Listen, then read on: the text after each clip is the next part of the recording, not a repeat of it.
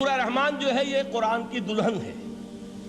جیسے دلہن کو آپ خوشنما لباس پہناتے ہیں، آراستہ پیراستہ اس کو گہنے اور اس کو زیور پہناتے ہیں، تو جس طریقے سے سجاتے ہیں آپ دلہن کو، اللہ تعالیٰ نے ایک سورت قرآن مجید میں یہ ایسی رکھی ہے سورہ رحمان کہ اسے خوب سجایا ہے۔ اس میں الفاظ کا در و بست، اس کا اپنا ایک ڈیوائن میوزک ہے۔ وہ تو اللہ تعالیٰ قراء جو ہے خاص طور پر مصر کے قراء، اللہ تعالیٰ ان پر رحمت نازل فرمائے، ان کی خطاؤں سے درگزر کرے۔ جس طرح قرآن کے انٹرنسک میوزک کو انہوں نے واضح کیا ہے۔ واقعہ یہ ہے کہ اگر یہ لوگ نہ ہوتے، شیخ عبد الباسط محمد عبد الصمد، شیخ محمود خلیل الحصری، یہ لوگ کہ جنہوں نے قرآن کے اس غنا میوزک، یہ لفظ جو ہے آپ حیران نہ ہو کہ میں یہ کوئی شاید توہین کر رہا ہوں قرآن کی، حضور نے یہ لفظ استعمال کیا ہے، تغنو، اس قرآن کو اچھی سے اچھی خوشلہانی کے ساتھ پڑھو۔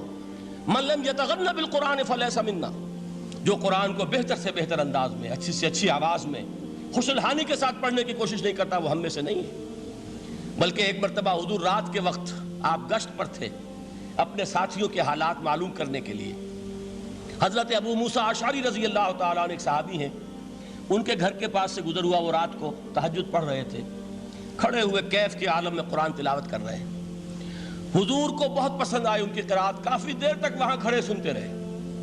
اب انہیں کیا پتا کون سن رہا ہے۔ بالکل اسی طرح سمجھ لیجئے، ایک بات یاد آئی ہے، حضور فرماتے ہیں کہ جس طرح کان لگا کر اللہ قرآن کو سنتا ہے، کسی چیز کو نہیں سنتا۔ ہمیں نظر نہیں آتا نا، ہمیں معلوم نہیں، ہم قرآن پڑھ رہے ہیں تو سننے والا کون ہے؟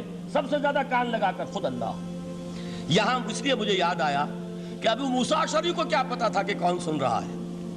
وہ اپنی کیفیت میں نماز میں تہجد میں قرآن کی تلاوت کر رہے تھے، اور ظاہر بات ہے ان کے گھر ایکڑوں میں بنے ہوئے نہیں تھے، ایک ایک کمرہ، ایک ایک کوئی حجرہ، ایسے ہی تو گھر تھے نا صحابہ کے۔ لہذا حضور پاس سے گزرے، آواز آئی، کافی دیر سنتے رہے۔ اس کے بعد آپ تشریف لے گئے، صبح فجر میں ملاقات ہوئی تو حضور نے تحسین کے انداز میں فرمایا، یا ابا موسیٰ انک قد اوتیت مزمارا من مزامیر آل داؤد، اے ابو موسیٰ تمہیں تو آل داؤد کے سازوں میں سے ایک ساز اللہ نے عطا فرما دیا ہے۔ جس طرح حضرت داؤد، لہن داؤدی مشہور ہے کہ جب وہ پچھلے پہر رات کو حمد کے ترانے الاپتے تھے، قرآن میں ہے کہ پرندے شامل ہو جاتے تھے ساتھ، اور پہاڑ وجد میں آتے تھے، پہاڑ بھی ان کے ساتھ شریک ہوتے تھے۔ تو جس طرح کا اللہ نے ان کو لہن عطا فرمایا تھا، حضور نے تحسین کے انداز میں فرمایا، ہے ابو موسیٰ اشعری، اللہ نے تمہیں بھی آل داؤد کے سازوں میں سے ایک ساز عطا